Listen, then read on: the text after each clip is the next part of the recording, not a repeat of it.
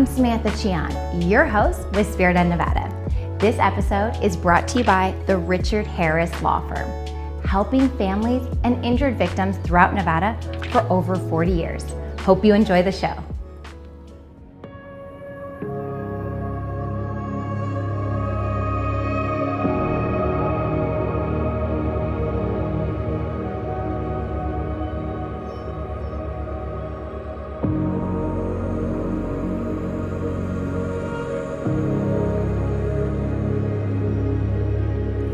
Beyond the big city lights of Las Vegas lies some of the most spectacular views. And all you have to do is look up.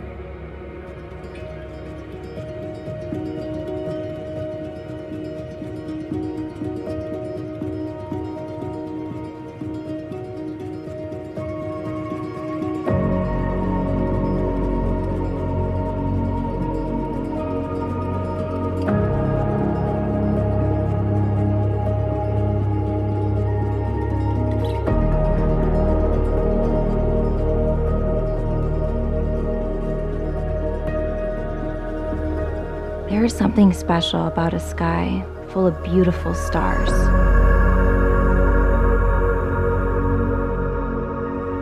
A starry night can inspire us to dream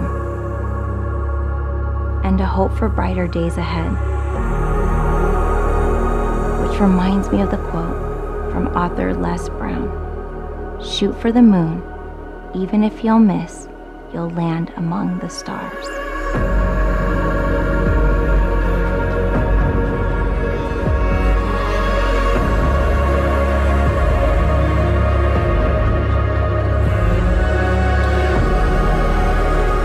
The road may be dark, but there is light ahead as we pull up to the park to meet Russ, who believes stargazing is more for the poet than the scientist.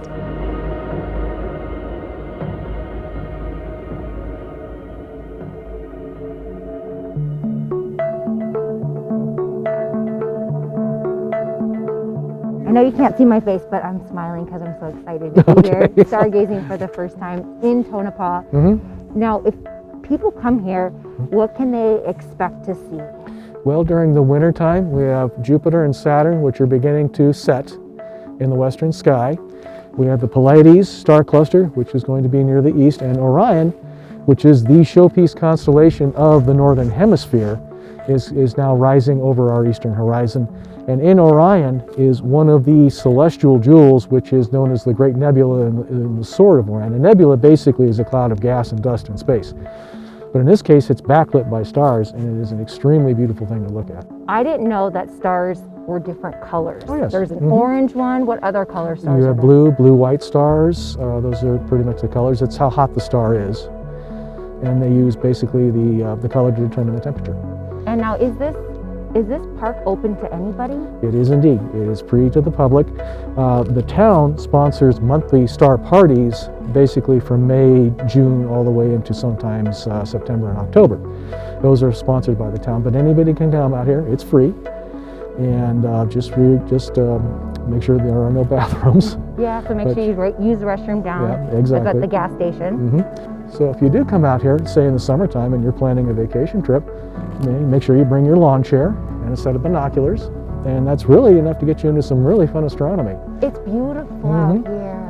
And the things you want to look at is check and see where the moon is. Is it going to come up? Because when the moon comes up, it's extremely bright here. Now that can be good and bad. If you're into gazing about the moon, then you're going to get some fantastic views. You can do some fantastic night photography, depending on what phase the moon is in. But if you wanted to look for stars and constellations, you want a night like we have here, where there is no moon. Is this the best time of year typically to come to stargaze? It depends what you're gazing at. Okay. If for Orion, yes, which is over here, and you can see it coming up. And we're going to train the telescope on it in a little bit. But if you wanted to do Sagittarius or Scorpio, you would pick a summer month. Good to know. I didn't know all this until today. Okay. So what got you into stargazing? Obviously you have lots of passion, you're very knowledgeable. What inspired you? It was just something I always wanted to do, and I never got around to it. I was a former naval officer. We went through celestial navigation, the theory of it. I always liked going to planetariums, but I just never got around to it, and I came here. and there was an opportunity to help out with a research program and also with So the you Star came here Parties. for the research program? No, it just all I just came here played to go into- somewhere different. Yeah. So there's a lot of things to do, especially if you're coming here for the weekend, not just stargazing. There's Yeah. the mining park, and what other things are there? Well, there's local history here. There's the Central Nevada Museum. They are open on Saturdays. I believe they're closed on Sundays. But that gets into non-mining issues. Tonopah, people don't realize that the Army Air Force was out here in World War II. And Is that why there's a mural when you first come into town? that's one of the things that the F-117, they did some work out there to get the test site. But the Central Nevada Museum goes into that period of Tonopah's history when the Army Air Force was here. And just as a note, Chuck Yeager, I think he passed away yesterday, he trained out here during World War II. So, Sorry for the loss of the town and the family. yeah. I and, bet he had some good stories to tell. What I understand, he had a real good story, and I don't know if he was responsible for what happened or not, but he did actually visit here about 2 years ago. He came to town.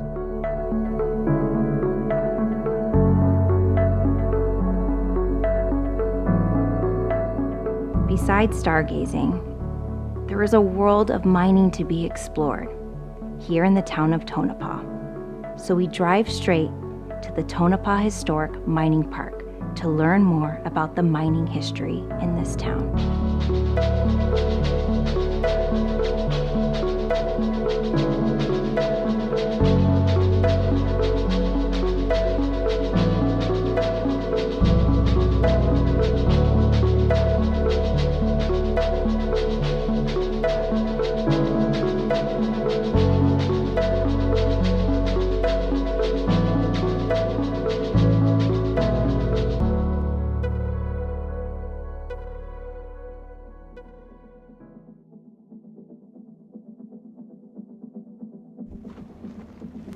We are here at the Tonopah Historic Mining Park, and it's really good to be back. We visited a few years ago. Back when I first started Spirit of Nevada, I didn't really know what I was doing. I was still learning the ropes on how to host a show. So I'm really glad that I'm working with the town, and they gave me a long list of items that I gotta mark off on my checklist, this being one of them. And they've arranged for me to meet Jeff, who's the guy that knows so much about this park. So I'm excited. We're gonna share some fun facts with you along the way. So let's go on inside.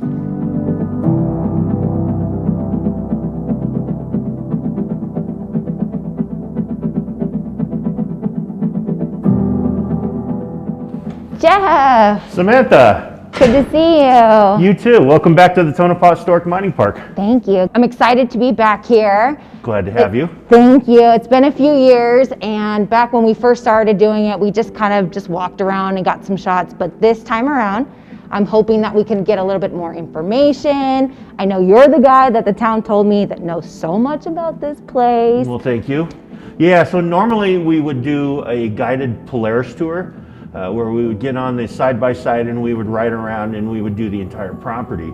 But due to COVID, Polaris tours are unavailable at this time. So we're just gonna do a little bit of walking around, specifically in the Butler Discovery area, so we can kind of get an idea how the first guys in, what they saw, what they did. Okay, so you're gonna take me back. We're gonna travel back Yeah, in we're gonna go time. back in time a little bit, and we're gonna look at rock that has silver in it, so you can kind of get an idea what they saw and what they did when they found it, and then we'll progress through the years from the discovery. So early 1900s, Yes, right? early Is that where we're 1900 or starting? mid 1900. Okay. To when the big money came in, and we'll see some of that too. That's So, exciting. All right, so I can't wait to head to our first stop. Jeff, you ready? I'm ready. You ready? Yep. Let's go. Absolutely. Can I sit right here? Yes, please. All right. Now, when it's not COVID time and people want to do these tours, do they have to book ahead? We like them to book ahead, but we now are staffing with 2 people here always, so we'll make it available for anybody who just walks in and wants to do a Polaris tour. So Okay, perfect. So you guys accept walk-ins, basically. we do accept walk-ins, but we prefer schedule. Got it.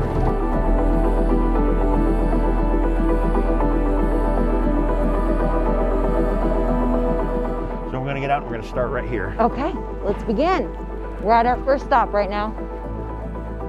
All All right, where are we? Okay, so we're standing in front of several veins of silver that are still on the property.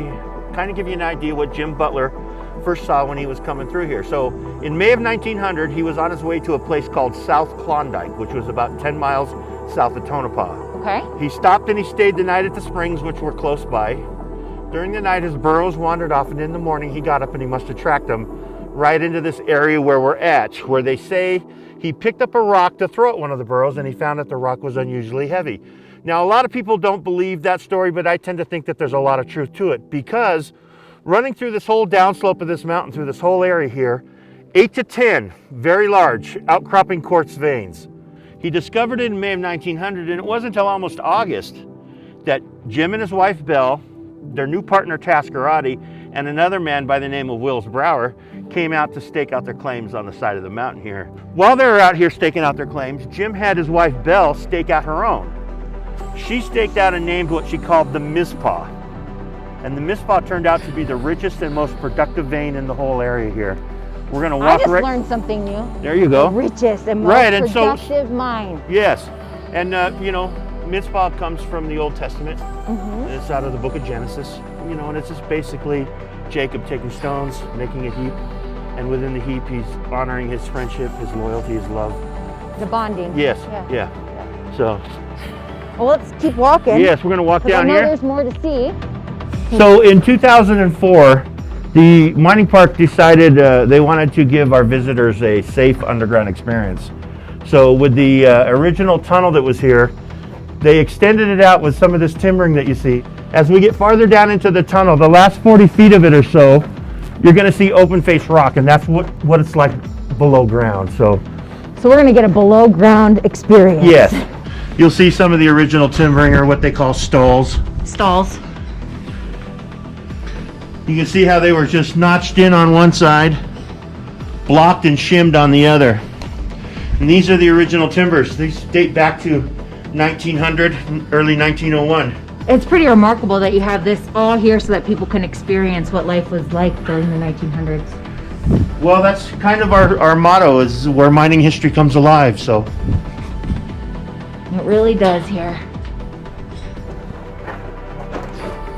Thank you so much for taking the time to walk through all these places. I'm just in awe of all the things that you guys have put together so that other people can learn about mining. Well, you know, we're pretty fortunate. Everything that you see here was pretty much left behind, so that makes it easy for us. But we love being able to share this with the public, especially people who live in Nevada. You know, our whole goal here is for when people leave here, for them to say, God, who the hell knew? You know what I mean? Because this is amazing that all this stuff was left behind.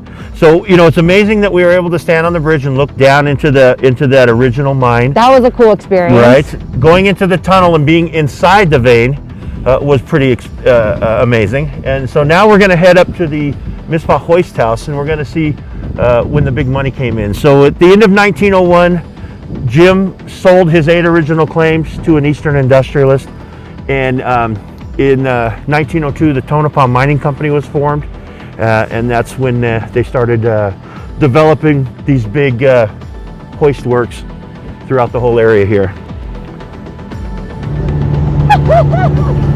Look at you! Oh my gosh! This is so fun!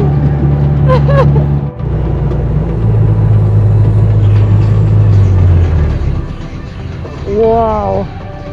Okay. We made it up the mountain. Okay, stay there.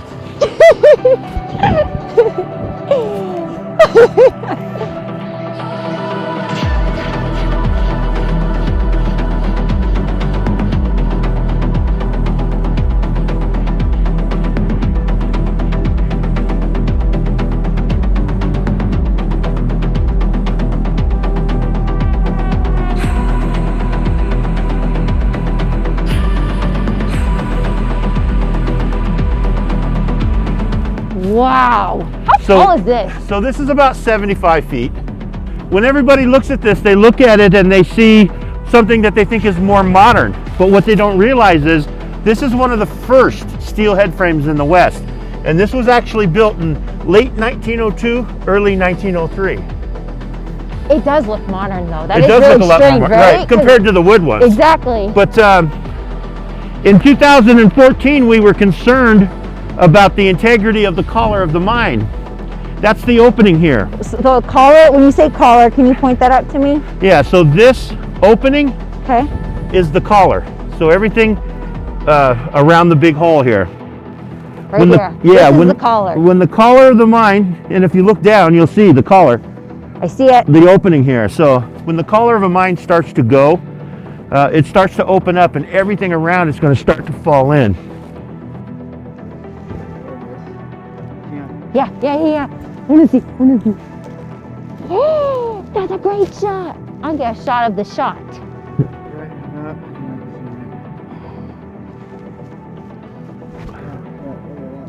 Oh my goodness. That's amazing. How cool. I know. It almost would be cool if you could take a picture of it too. Okay. Yeah, Awesome. so like I was saying, this is a 3-compartment shaft. 1 and 2 Okay. were haul shafts, the main haul shaft. So if you look up above us, you'll see the elevators. The elevators ran up and down in the holes here, and they ran on these wooden guide rails.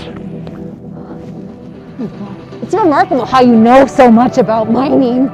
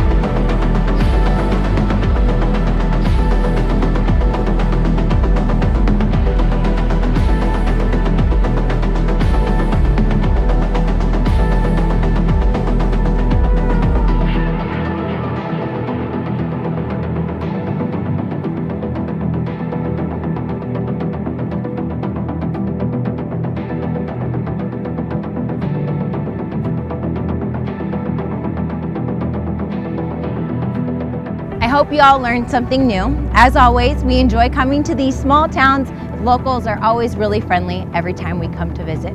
Now it's time to head to our next adventure. Till next week, I'm Samantha Chion, but you can call me Sam with Spirit of Nevada, brought to you by the Richard Harris Law Firm.